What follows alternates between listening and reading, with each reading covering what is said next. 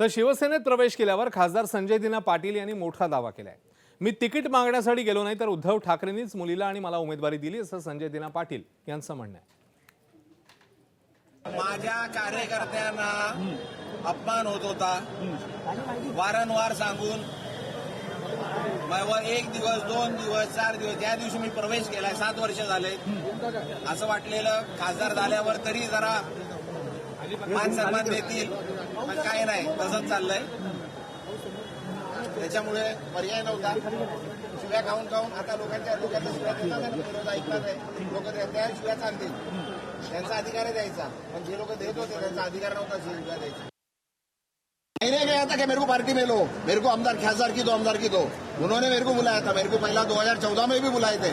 प्रताप सरनाईक जी AB form लेके आए थे, हम एमएलए के बाद एमपी लड़ा था, उसके बाद आए थे, तभी मैं नहीं लड़ा।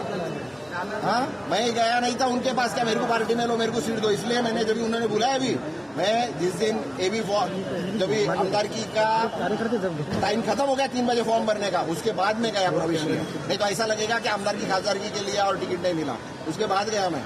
और इतना 5 साल मेहनत किया, उसके बाद उन्होंने सीट दिया।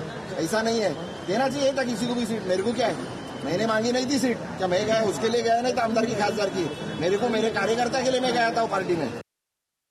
माझ्या नावावरची ती सीट शिवसेनेकडे राहिली पाहिजे, शिवसेनेची सीट आहे, शिवसेनेकडे राहिली पाहिजे, पण एकदा त्या पाणीच्या तिकडे नगरसेवक राहिल्या होत्या म्हणून ती सीट मनसेला जाऊ नये म्हणून तिकडे जबरदस्ती माझ्या राजूताईच्या नावावरती आणि माझ्या खासदाराच्या मुलीला पाहिजे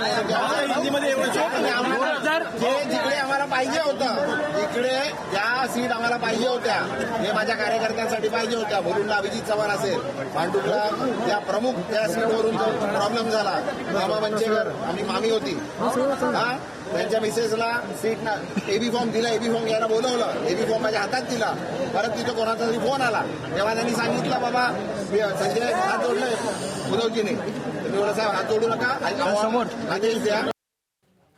दरम्यान उद्धव ठाकरेंनी दिलेल्या आव्हानाला उपमुख्यमंत्री एकनाथ शिंदेंनी आता प्रत्युत्तर दिलंय।